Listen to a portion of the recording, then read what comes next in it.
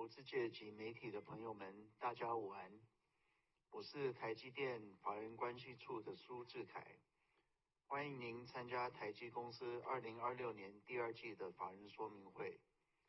由于本法说会是向全球投资人同时连线转播，所以我们会全程使用英文，请您见谅。Good afternoon, everyone, and welcome to TSMC's second quarter 2026 earnings conference and conference call. This is Jeff Su, TSMC's Director of Investor Relations and your host for today. Today's event is being webcast live through TSMC's website at www.tsmc.com, where you can also download the earnings release materials. If you're joining us through the conference call, your dial-in lines are on listen-only mode. The format for today's event will be as follows. First, TSMC's Senior Vice President and CFO, Mr. Wendell Huang, will summarize our operations in the second quarter 2026, followed by our guidance for the third quarter 2026. Afterwards, Mr. Huang and TSMC's Chairman and CEO, Dr. C.C. Wei, will jointly provide the company's key messages. Then we will open both the floor and the line for the question and answer session. As usual, I'd like to remind everybody that today's discussions may contain forward-looking statements that are subject to significant risk and uncertainties, which could cause actual results to differ materially from those contained in the forward-looking statements. Please refer to the safe harbor notice that appears in our press release. And now, I would like to turn the microphone over to TSMC CFO, Mr. Wendell Huang, for the summary of operations and the current quarter guidance. Thank you, Jeff. Good afternoon, everyone. Thank you for joining us today. My presentation will start with financial highlights for the second quarter of 2026. After that, I will provide the guidance for the third quarter of 2026. Now let's move on to revenue by technology. 2nm process technology contributed 3% of wafer revenue in the second quarter. 3nm, 5nm, and 7nm accounted for 30%, 33%, and 11% respectively. Advanced technology, defined as 7nm and below, accounted for 77% of wafer revenue. Moving on to revenue contribution by platform. HPC increased 20% quarter-over-quarter to account for 66% of our second quarter revenue. Smartphone decreased 4% to account for 22%. IoT increased 4% to account for 5%. Automotive increased 15% to account for 4%. DCE increased 5% to account for 1%. Moving on to the balance sheet. We ended the second quarter with cash and marketable securities of 3.5 trillion NT, or $110 billion. On the liability side, current liabilities increased by 144 billion NT quarter-over-quarter, mainly due to the increase of 58 billion in accounts payable and the increase of 48 billion in accrued liabilities and others. In terms of financial ratios, accounts receivable days increased by 3 days to 29 days. Inventory days increased 7 days to 87 days, primarily due to the ramp of N2 technology. Regarding cash flow and CapEx, during the second quarter, we generated about 783 billion NT in cash from operations, spent 496 billion in CapEx, and distributed 156 billion for third quarter 2025 cash dividend. Overall, our cash balance increased 99 billion NT to 3.1 trillion at the end of the quarter. In US dollar terms, our second quarter capital expenditures total 15.7 billion. I finished my financial summary. Now let's turn to the current quarter guidance. Based on the current business outlook, we expect our third quarter revenue to be between $44.6 billion and $45.8 billion, which represents a 12% sequential increase or a 37% year-over-year increase at the midpoint. Based on the exchange rate assumption of $1 to 32 NT, gross margin is expected to be between 65 and 67%. Operating margin between 56 and 58%. This concludes my financial presentation.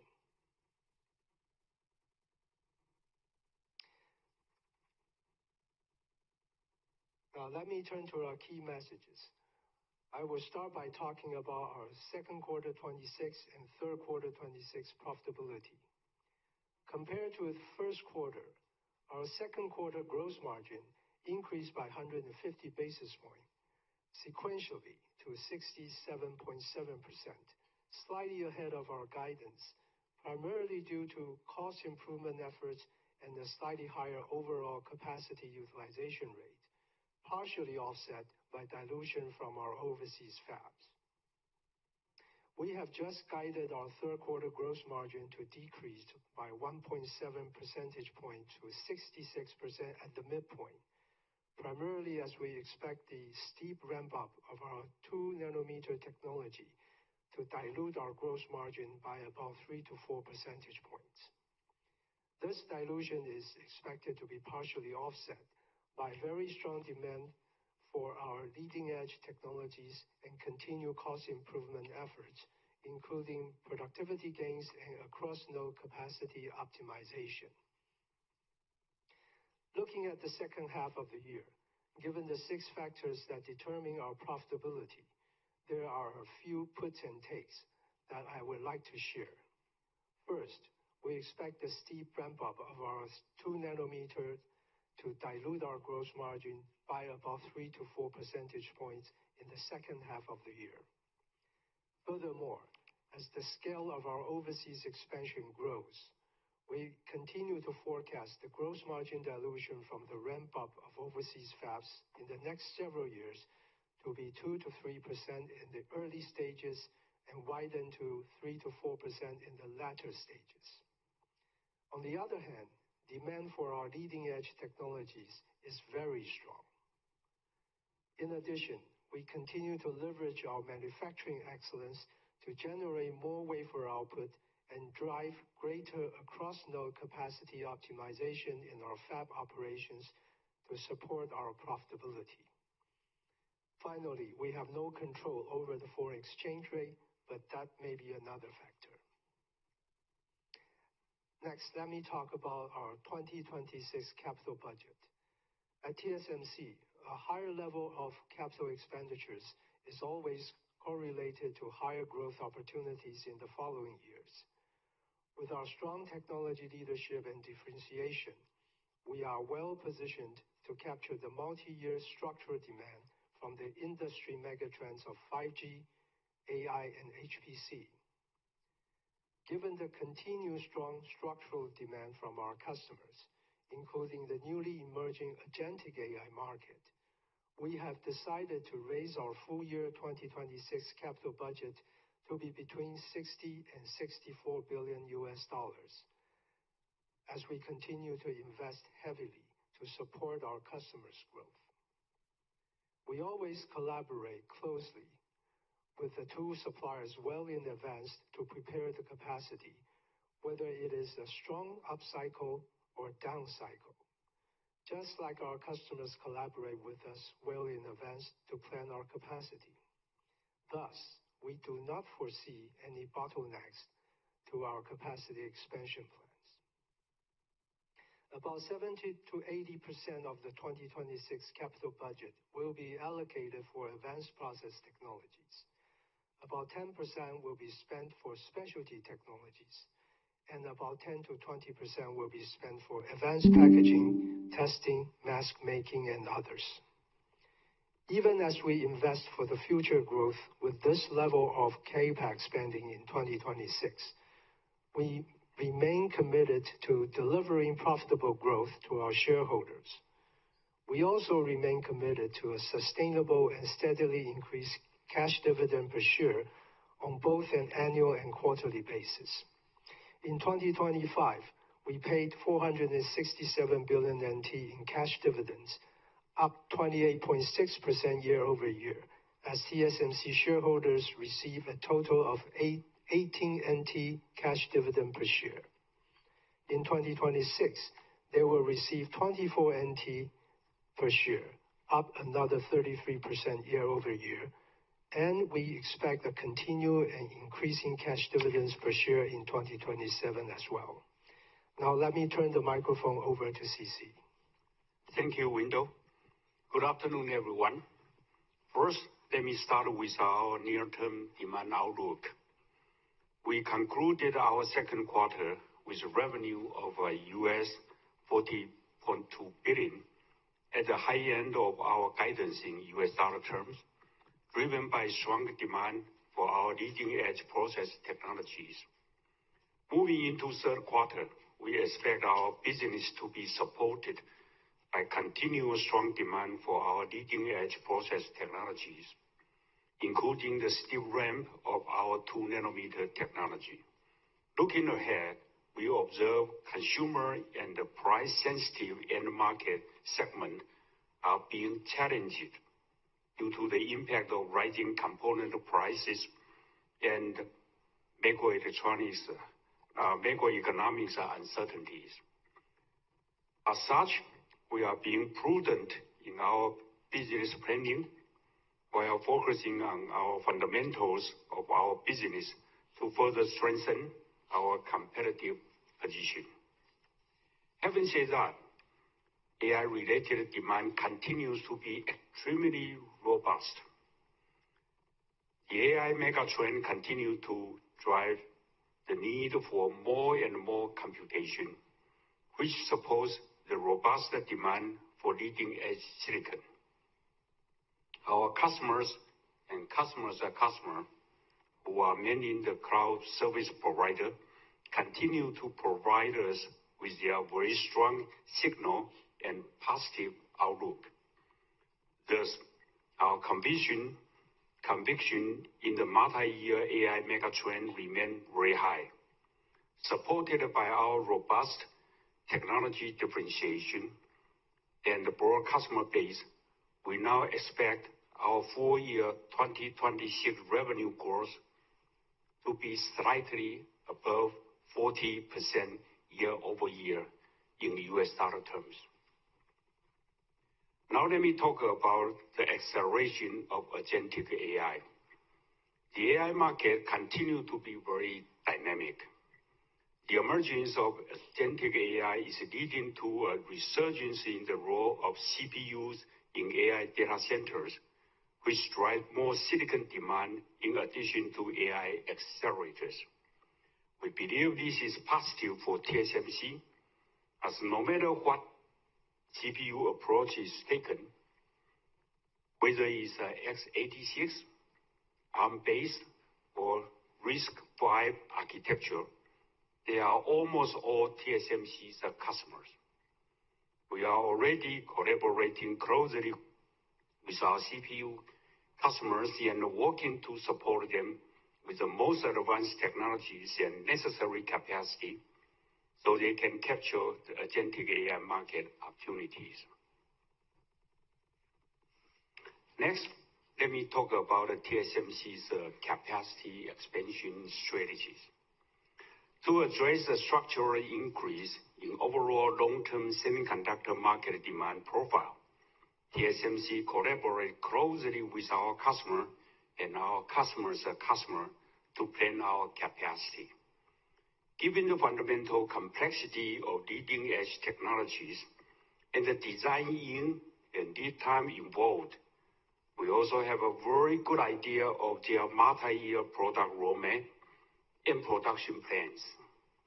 This is important because it takes more than 5 years to develop the technology and product, prepare the capacity, and ramp it up to high volume production. Internally, TSMC employs a disciplined capacity planning system to assess the market demand from both a top-down and bottom-up approach. This is a continuous and ongoing process.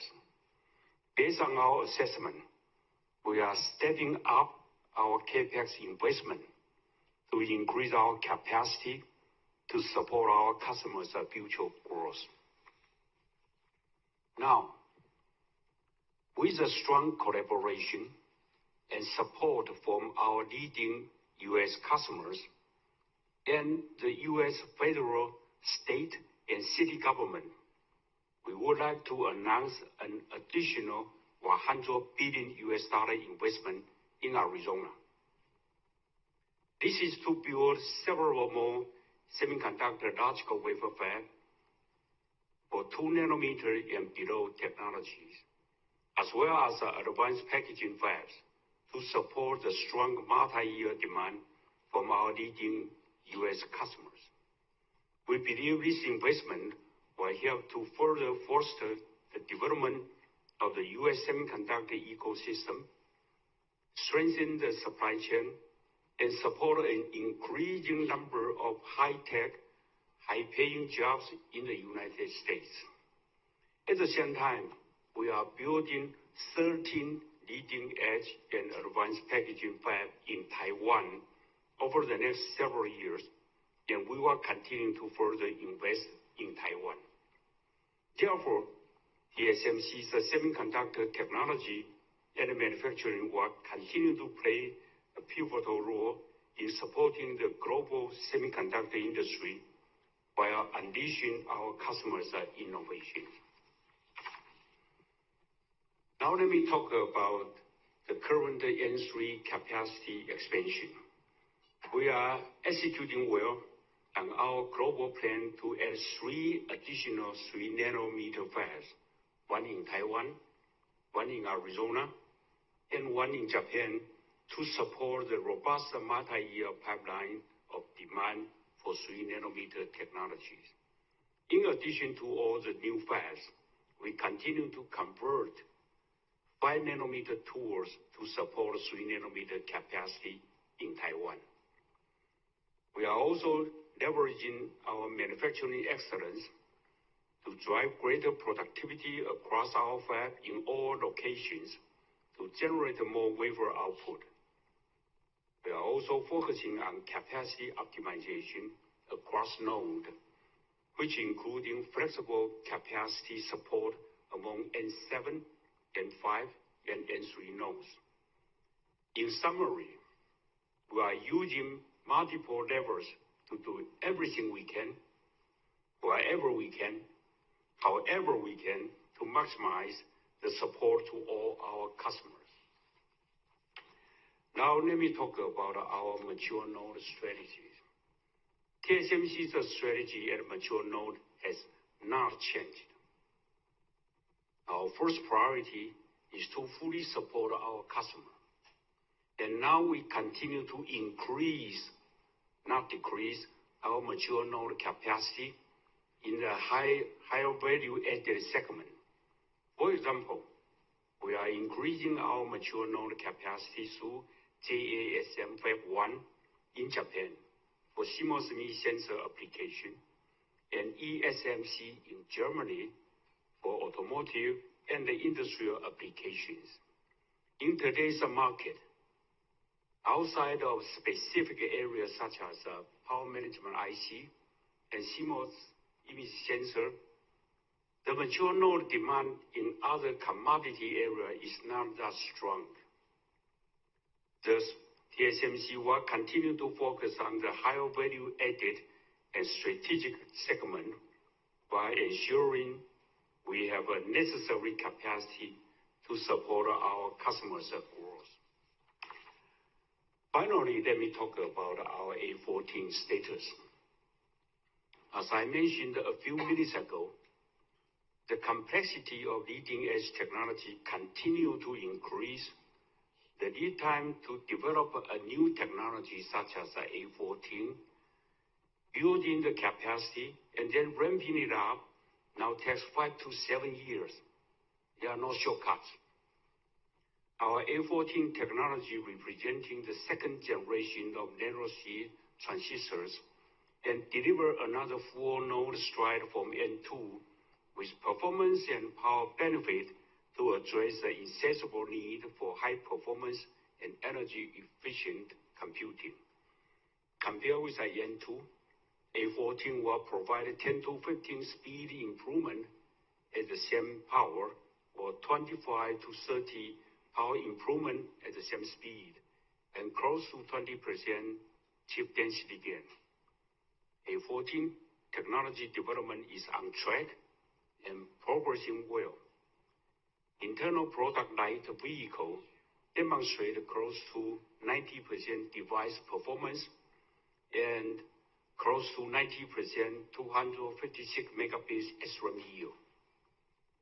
We are observing a strong level of customer interest and engagement from both smartphone and HPC AI applications, and customer now tape-out activity is ongoing and ahead of schedule. Pre-production will start in 2027, and volume production is scheduled for 2028. With our strategy of continuous enhancement, we also introduced the A13 and A12 as an extension of the A14 family. A13 represents a further advancement over A14, achieving an over 6% die area saving through an innovative 97% optical shrink. Through continuous design technology co-optimization, A13 also drive further performance and power efficient improvement. A13 design rules are backward compatible with A14 to ensure smooth IP migration. We also introduced A12, which will bring our innovative super power rail technology to the A14 platform for superior performance, power, and area benefit. Both A13 and A12 are scheduled for volume production in 2029. We believe A14 and its derivative technologies will propel our A14 family to be an even larger and long-lasting node for TSMC than N2. Just like a 2-nanometer technology is a larger and longer-lasting node than 3 nanometer. And here further extend our technology leadership position well into the future. This concludes our key messages, and thank you for your attention. Thank you, CC. So this does conclude our prepared statements. Before we begin the Q&A session, again, I would like to remind everybody to please limit your questions to 2 at a time to allow all the participants an opportunity to ask their questions. Questions will be taken both from the floor and from the call online. Should you wish to raise your question in Chinese, I will translate it to English before our management answers the question. So for those of you on the call, if you'd like to ask the question, please press star, then 1 on your telephone keypad now. If at any time you'd like to remove yourself from the questioning queue, please press star 2. Please note that we'll try to conclude today's meeting at around 3:10 or so. So we will try to get in as many participants your questions as possible. But if we're not able to, we do apologize in advance, and thank you everyone for your patience. So operator, let's begin the Q&A session. We'll take the first 2 questions from the floor, and then we'll go online. Maybe again, left, center, right. Maybe we'll take the first question. Sunny Lin from UBS, please. Thank you very much. Congrats on the very strong performance and outlook. So number 1, I'll do a double click on the CAPEX. So very encouraging CAPEX outlook, and I do think it's essential that TSMC showcase stronger determination in capacity expansion, given the stronger demand and the very tight supply. And so beyond 2026, I think every large client also wonder how aggressive TSMC is planning for CAPEX. And so back in the COVID super cycle, TSMC did provide a 3-year CAPEX outlook back then. And so I wonder at this point, will it be possible for you to share any color, maybe for the coming 3 years CAPEX? Thank you. Okay, so Sunny's first question is regarding CAPEX. She does believe it's important, essential to show our determination to support our customers with these large CAPEX investments. So she wants to know, do we have a 3-year CAPEX guidance, 26, 27, 28, similar to what we did back in 2021? Okay, Sunny, we do not have a number to share with you, but as you know, we invest CAPEX this year for the future business opportunity, and as long as there are business opportunities, we will not hesitate to invest. As you can hear from our prepared remarks, that our conviction in the megatrend, AI megatrend, multi-year, is very strong, and we are stepping up the CAPEX, including increasing this year's CAPEX. Last time we said our CAPEX in the next 3 years will be significantly higher than the CAPEX in the past 3 years. Now is the CAPEX in the next 3 years will be even more significantly higher than the past 3 years. Okay. Yeah, well, sorry, maybe let me follow up on CAPEX from Second another. question. Oh, yeah, sure. So you just announced additional 100 billion CAPEX in the U.S., and I think that's pretty important for you to secure the business in the U.S. as well. And so now with total 265 billion CAPEX in Arizona, what's your current plan to bring on the capacities in Arizona in the coming few years? Okay, so Sunny's second question is on to, CC said investing an additional 100 billion in Arizona based on the strong demand from our customers. So the total investment now is 265 billion. What is the schedule, time frame, or the plan for these investment? Is that correct, Sunny? Yeah, okay. Sunny, the schedule will depend on the market situation. You know that. So today's situation, the mega trend is so strong, so that we announced additional 100 billion investment in Arizona. How many fabs? Many. So actually, let me say that it probably additional 4 more fabs will be built. And that's combining front and back end. Yes. Okay, thank you. Let's go to the middle. We have Charlie Chan from Morgan Stanley. We'll go left, middle, right from where I sit. Thank you. Thanks for taking my question. Good afternoon. So first of all, congrats for a very strong outlook. My first question is really about the foundry competition. I understand that there's no shortcut for a newcomer like Terafab, but how about like Samsung Foundry, right? They got a huge profit from memory business. Intel got a U.S. policy support. So I'm not sure how TSMC is going to address those competition, because apparently several U.S. companies are engaging with those industry peers.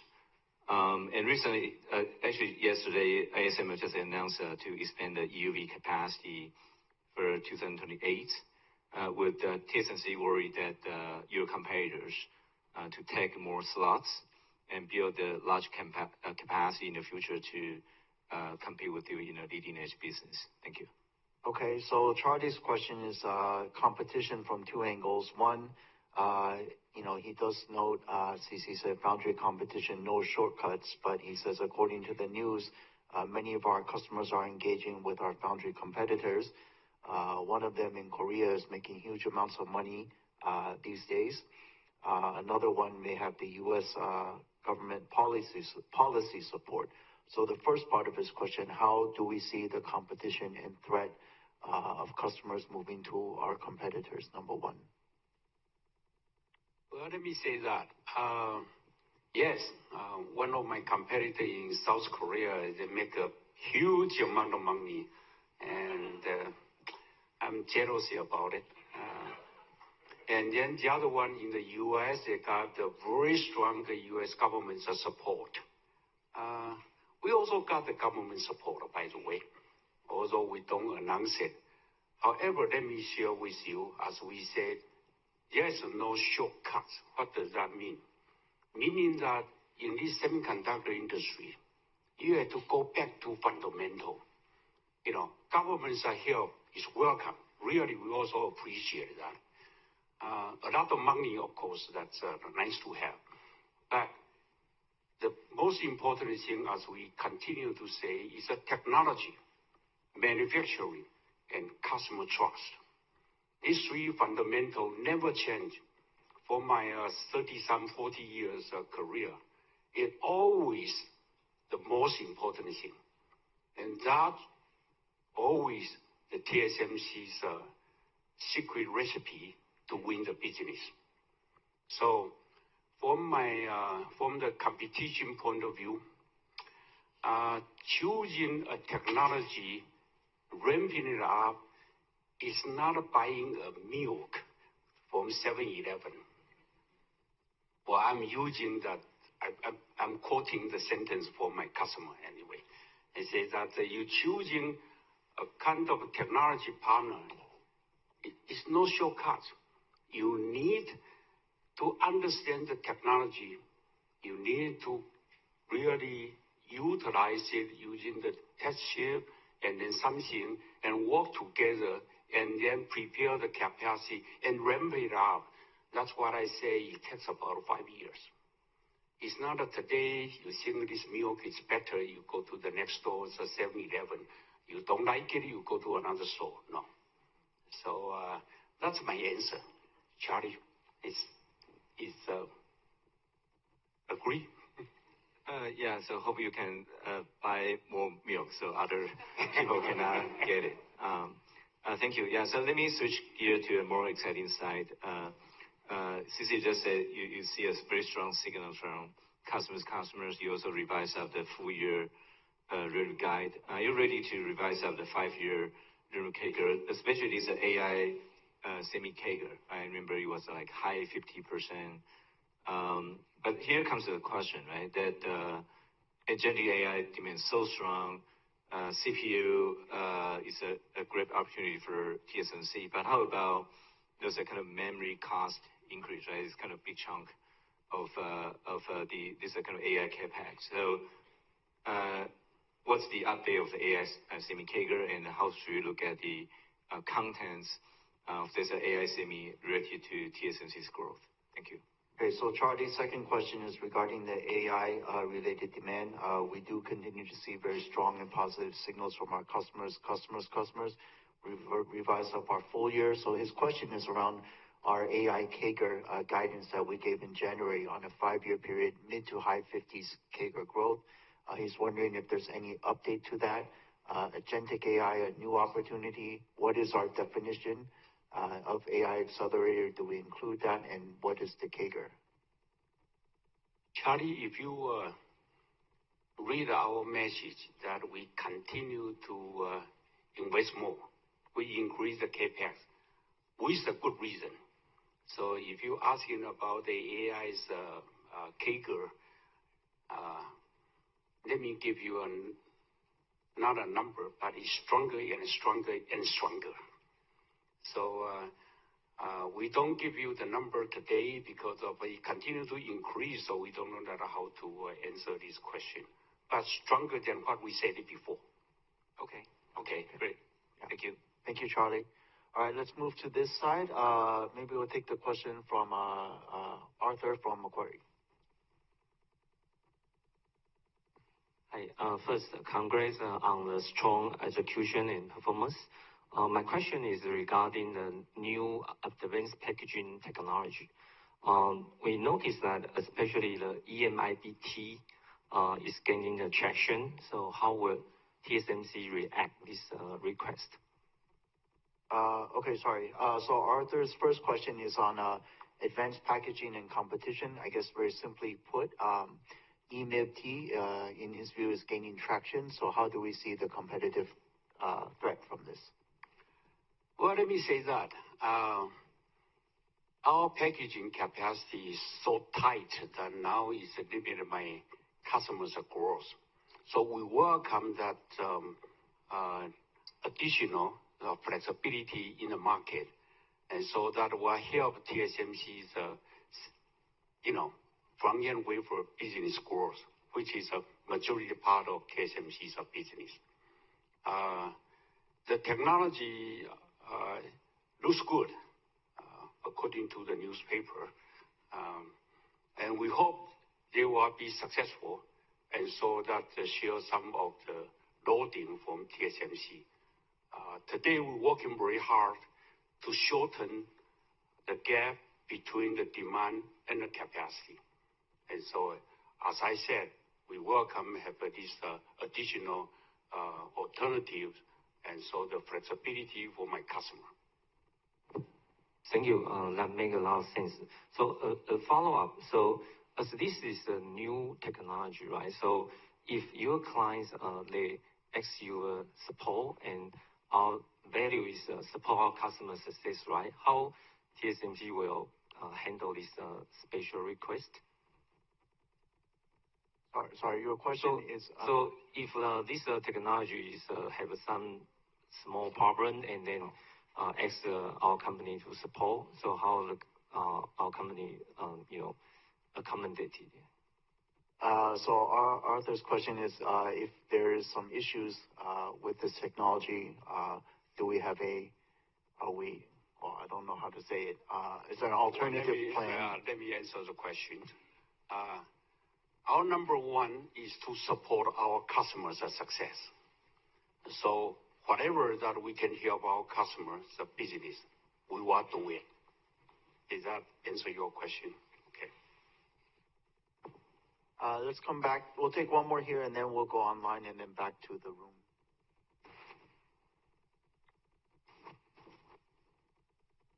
Go.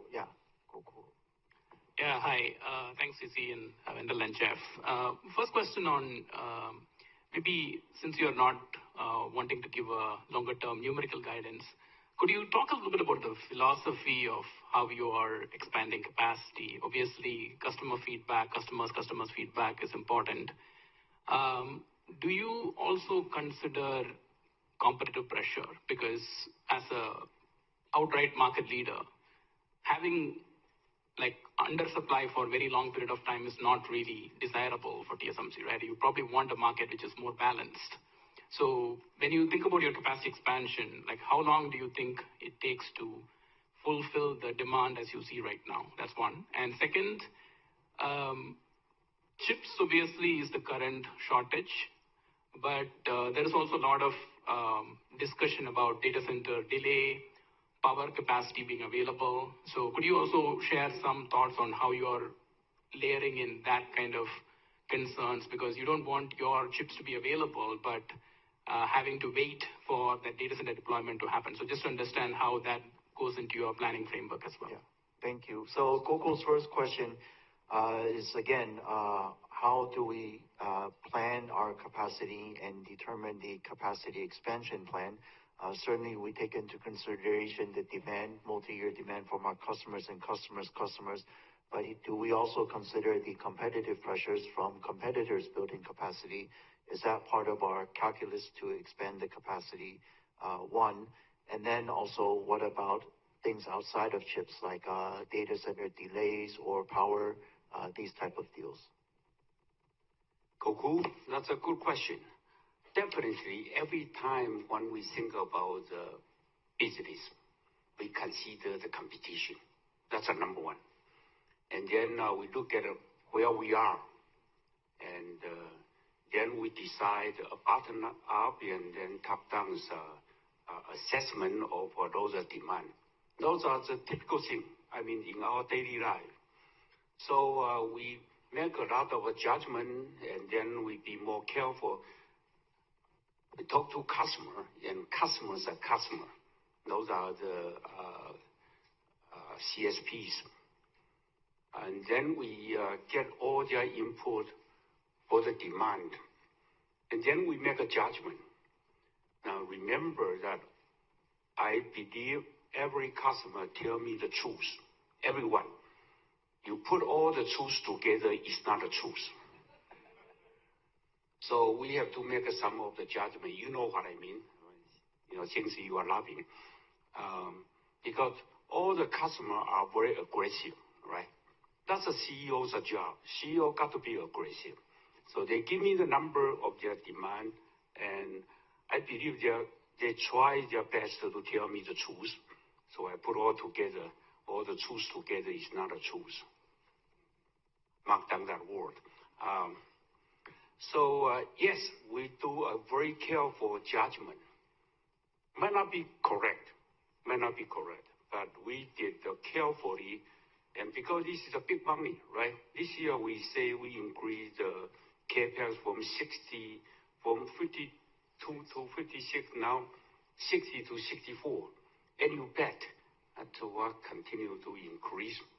It's a big money, so we do it carefully. So we did all the assessment, and that lead to your second question. Are we sure that we deliver the chips to our customer and they will not put into inventory? So we are checking the AI data centers progress, the building, the location, the demand, the racks. We checking all that to make sure that TSMC's chips will not be put in inventory. That answer your question?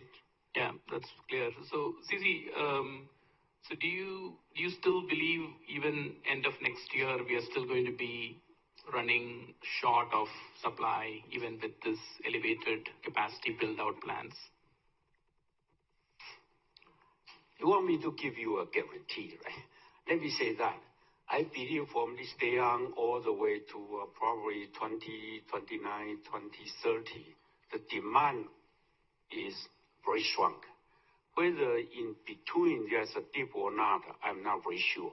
But the trend is so robust that I believe we are witnessing a kind of a new industry. I would like to say the new industry called AI industry, which is so common in our daily life because it's going to affect our automotive, affect the humanoids, robot, and also impact to all the industry. So by the amount of money we put in, I mean, including all the CSPs, this is alone is a very important new industry to the world. And so the demand will be there. And the fundamental thing is semiconductor chips. And most of them in TSMC. Thanks, CC. My second question is on your profitability. So, CC, you joked that you are definitely jealous of your memory competitor on their margins. But it definitely feels like profitability-wise, longer-term foundry, especially leading-edge foundry, should be higher than memory, looking at number of competitors out there. So, as you are investing for a lot of your customers, how is that discussion going? Because you are no longer the most profitable semiconductor manufacturing company at this point in time. So, you probably have less pressure in terms of passing on your value and capturing your value right now compared to maybe 1 year back. Okay, so Gokul's second question is on profitability and pricing to a certain extent. Of course, some of the memory makers are making very good profitability and margins today, but he notes the role of foundry could be even more value and TSMC's role as well. So what should be the right way to think about the long-term profitability for a foundry? Should it be better? And then I guess really pricing into this. What type of pricing approach do we want to take? Yeah, Gokul, your question actually is simple. You know, what is the wafer pricing strategy for TSMC and what kind of gross margin we should have? The higher the better, of course. But we are a partner. A partner meaning that I said many times, our customer got to be successful. I don't want to squeeze them out from the market. And besides, we are a very trustable company with our customers. So we don't suddenly increase our price by, which I like to have, 4x or 5x. Yeah, you cannot survive for that kind of, for your customer to survive for that kind of a price increase. So we earn our value, and we make sure that our profit, our gross margin, is enough for our long-term sustaining expansion. That's to the benefit of my customer and TSMC also. That's our philosophy. So, yes, I'm really jealous about memory companies. 86% gross margin. 86, 68, I will be happy. But all right, anyway, so I answered the question. We are very trustable. Thank you. Okay, thank you. Operator, can we take the next two questions from participants on the line, please? Yes. Now it's Jim Fontanelli from Arete. Yeah, thank you. Thank you. So, could I ask about the risk that you see around customer concentration as AI demand continues to significantly outgrow other end markets? I think your exposure to your top 5 customers is becoming meaningfully larger than at any point in your history. So I'd just like to understand how you see that risk. Okay, so Jim's first question is risk around customer concentration. We have large customers that are getting larger. Are we worried that we have too many big customers or the customer concentration? No, that's not our concern. Besides what you say, the customers are growing bigger and bigger. We are very happy about it. And some of the customers also growing very fast. So it's not, Jim, it's not what you say that the bigger customer is going bigger and bigger. No, I mean, there's a lot of new player in the AI industry. Do you have a second question? Thank you. And yes. So we're seeing your direct customers put capital into both financing, investing in AI demand. Is that something that TSMC is considering? So Jim's second question, he knows some of our customers are helping to invest in their customers. Jim, if I understand you correctly, you're asking if TSMC, if this is an approach we would take to invest in our customers. Is that correct? Or financing and investing? In the end customers, not your direct customers. Right. So in customers as well. To answer, Jim, to answer your question directly, every company has a different consideration, and every company has a different strategy. So far, no, TSMC don't do this kind of financial arrangement because of we think we're working with current customer with a current model smoothly and also successfully. Okay, thank you, operator. Can we move on to the next participant on the line? Then we'll come back to the floor. Next one to ask question, Mehdi Hosseini from SIG. Yes, thanks for taking my question. Two from my end. One, go back to the $100 billion investment in U.S. Is there any way you can give us some timeline? Is it over the next 3 years, 5 years? How should we think about the progression of these $100 billion investment in U.S.? And I have a follow-up. So Mehdi's first question is around the announcement today, additional $100 billion investment in the U.S. In terms of the capex time frame, is it in the next 3 years, in the 5 years? Do we have any schedule or time frame to share about this additional $100 billion? We do have a plan, but let me share with you actually the progress or the schedule. Most of the time it depends on the market situation and our customers' demand. So if you ask me to give you a firm schedule, no, we don't have it today. But we do have a plan. And we speed it up. We try to speed it up as fast as possible. So the message is you're flexible, but also you're expediting the investment in the U.S. Is that correct? So I think CC said we're trying to move as fast as we can, but everything is based on our customer needs. Yeah. We also moving the new fabs and the facilities in Taiwan as fast as possible. And the same thing, we try to bring up a new fab in the Japan as fast as possible, because of the situation today is the demand and the supply, the gap is so big. So we are working very hard to narrow the gap.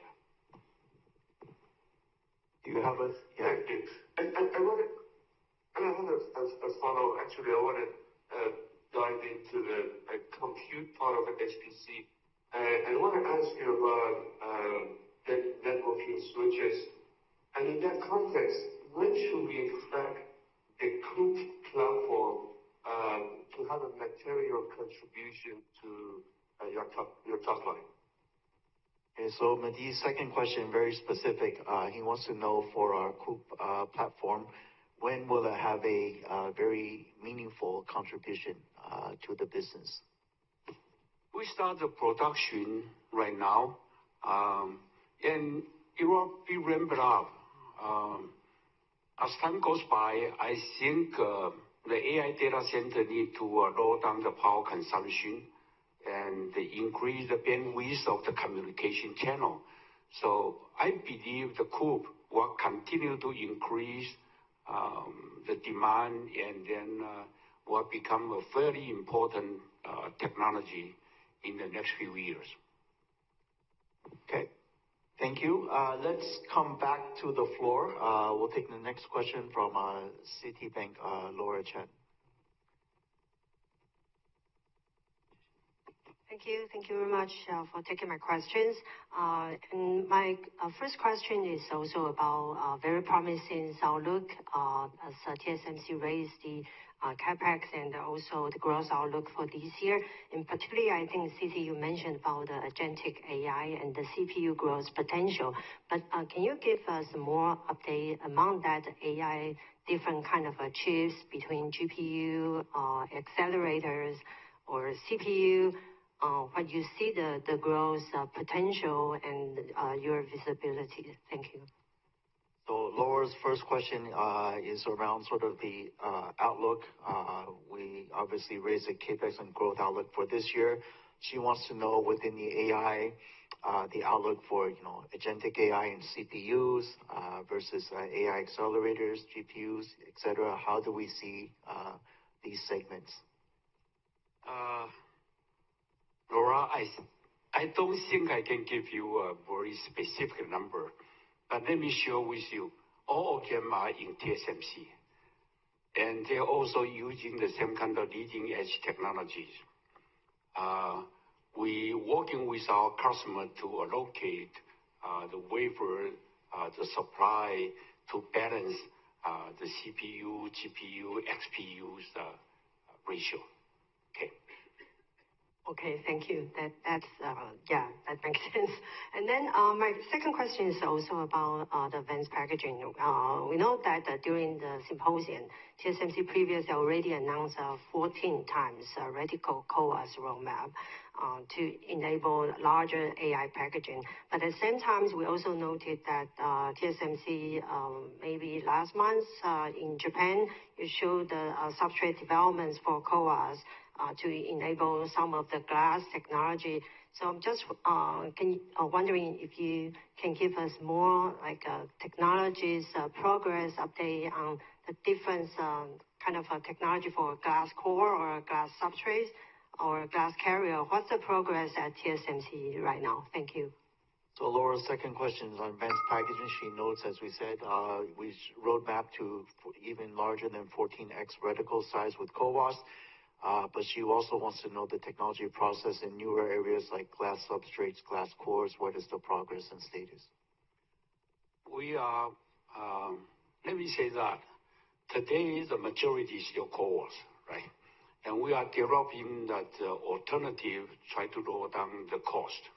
And we also work with substrate vendor so that our customer can have their product be in the market.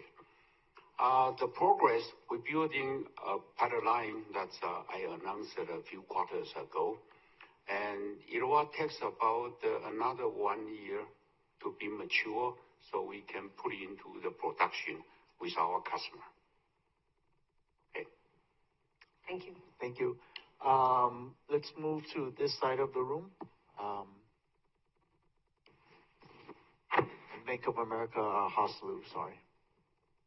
Yes, thanks CC, Wendell, and Jeff for taking my questions, and congrats on the great results. My first question is regarding your capex and sales. You gave pretty solid capex outlook for this year, and also said the capex outlook in the next couple of years will continue to be pretty significant. And you also raised this year at 40% plus. So would you be able to provide your next couple of years sales growth outlook, try to quantify it? And relatedly, I think also on that topic is whether you can just try to break down which part of the demand you are seeing as the key driver for you to raise your capex, and also for this year's demand. Is it still mostly driven by cloud computing, or it is proliferating to edge computing? Or to some extent, is it also related to your equipment supply chain is raising their price as well? Thank you. Okay, that's several questions in one, so I'm going to take that as 1.5 questions at least. But basically, Haas is asking, with the capex increase and the revenue increase this year, I think he's trying to look at intensity, but he wants to know what about the revenue guidance for the next several years. Yeah, I'll stop. Okay, let me answer that question. Because of the revenue corresponding to our investment, right? Because we know, we forecast our demand, and then we make an assessment, and then we do the capex. Next few years is going to be a very good business for TSMC. That's all I can say. And then the other part, so what's the key driver? Is it cloud AI? Is it edge AI? Is it because tool vendors are increasing the price? It's all AI related, everything. Okay, yeah.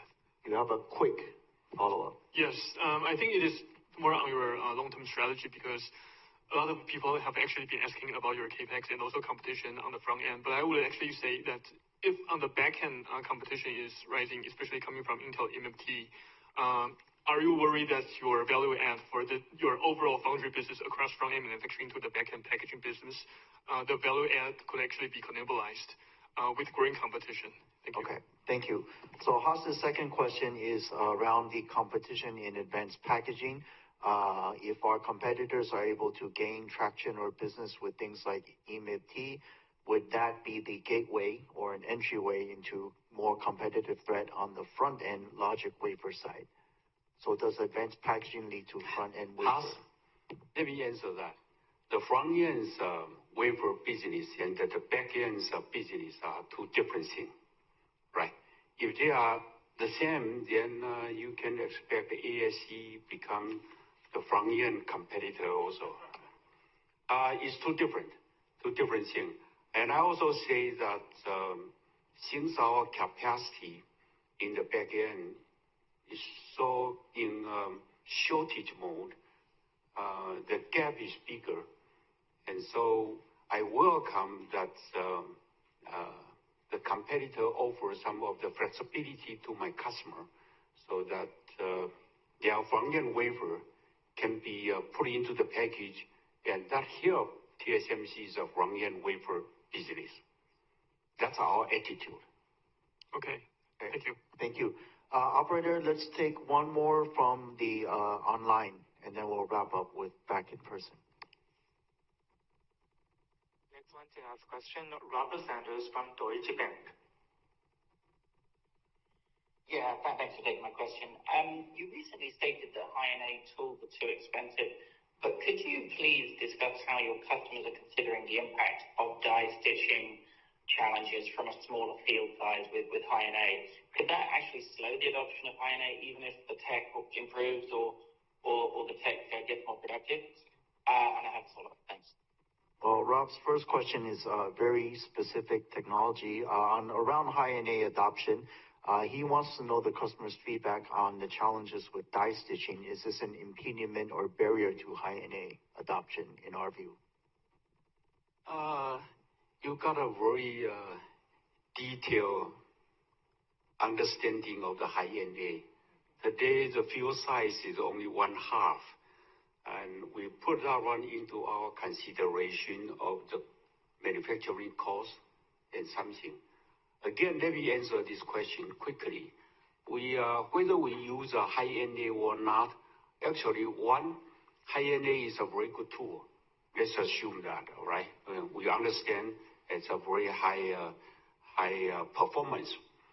But then TSMC make it clear that we work with ASML and try to make it more suitable for manufacturing in terms of the cost and in terms of the maturity. So we always consider that technology, maturity, and the cost, and whether we use it or not. Okay. Okay, thank you, CC. Do you have a second question, Robert?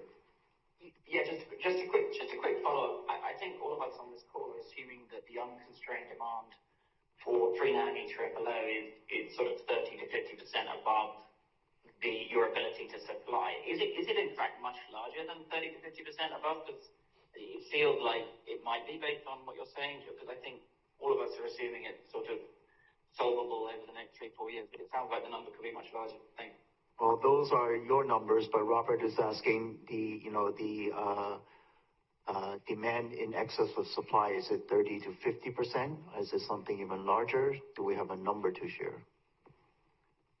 No, we don't have a number to share because of, let me say that the gap is very big.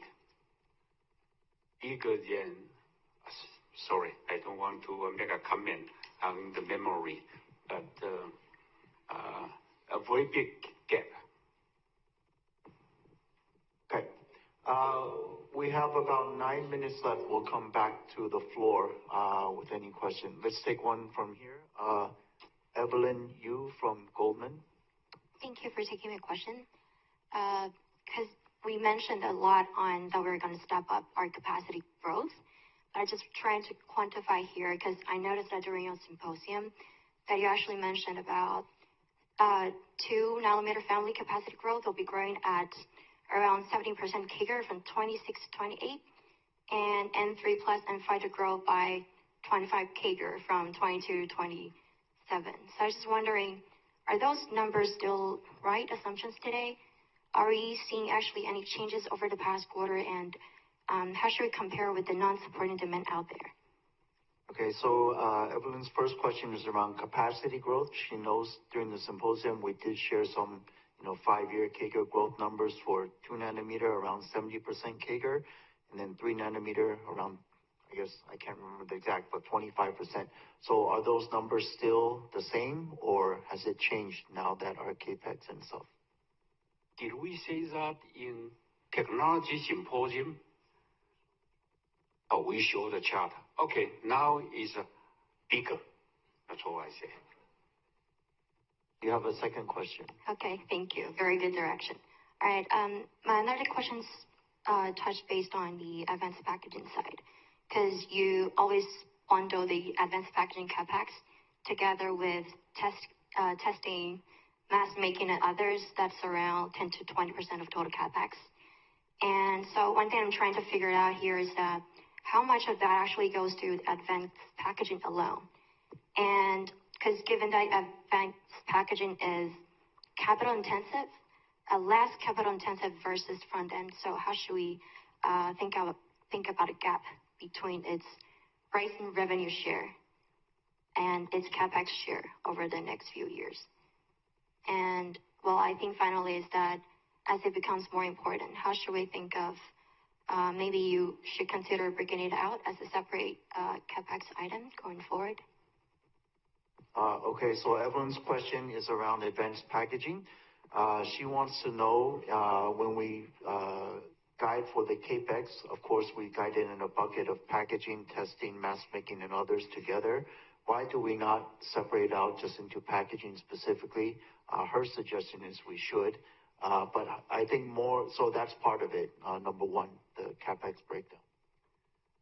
Evelyn, let me say that we try very hard to make sure that our CAPEX number is correct, but with a flexibility between the front end and the back end. Sometimes we have a bottleneck, so we put more money to buy the bottleneck tools. And sometimes it's in the front end, sometimes it's in the back end. But in the ballpark, the percentage is just like a window share with everybody. For long term, I mean that the back end is about 10 to 20. Oh, that's a big range. Anyway, so that we, all I can say is still 10 to 20. Because of, as I said, actually, I'm very honest to tell you that as time goes by, some of the customers' product need more tester. You cannot believe that. I mean, so the tester in shortage, so we have to put more capex in the tester, or in the packaging, or in other areas. So that's why we cannot very specifically say which area we put how much of the capex. That's too specific. Yeah. Okay. The last participant, KGI Felix Pan. Thank you for being patient. Hello, good afternoon. Thank you for taking my question. So my first question is regarding to the capex revision. So from year to date, so TSMC raised the capex guidance by almost $10 billion US dollars. So can you give me some color where is the upside from? How you guys see the difference from 6 months ago? Is that from like CPU accelerator or memory companionship or backend CoWoS expansion? Just the upside. How we see things differently from 6 months ago? Okay, so Felix is noting in January we guided for 52 to 56 billion. In April we said closer to 56. Now 60 to 64. So we have increased the capex guidance. What is driving this? Is it agentic AI only? Is it packaging? Is it AI accelerator? Well, simply put, the most important reason is because of a demand continue to increase, and we feel the pressure from the customer to drive TSMC, not drive actually, to cooperate with TSMC for the capacity increase. That's one of the major reasons. The second reason is inflation. Now we buy the tools with the inflation price. Okay, you understand what I say? Okay, thank you. So my second question is about the mature nodes. So people always focus on AI leading nodes, but it seems like mature nodes also seeing the very strong demand recovery and also some supply issue as well. So how you guys see the demand supply dynamic and pricing and for the mature node? Because apparently there's some impact from the AI crowding out effect, but mature nodes still largely depends on the consumer demand. So consumer demand is still weak. So how you guys see the demand supply dynamic for the mature nodes? Thanks. Okay. Thank you. So Felix's second question is on mature node. He notes there's lots of talk that mature nodes are seeing a strong demand recovery and the supply is very tight. So mature node pricing is very favorable or strong. So he wants to know how do we see the mature node supply demand situation. Actually, the mature node cover a lot of different segments. Only the one with related to AI is in shortage, which is the most important one. Is number one is power management IC, because of all the AI data center need a lot of power management, and those are the mature node technology like 0.18 micron, 19 nanometer, or something like that. Those are in shortage, definitely, and also the sensor portion. Because of you need a lot of sensor to detect the environmental information and put it into the AI data center to analyze it. Other than that, other area, just like you pointed out, the consumer product is not in a high demand, and so other segment is not so strong demand.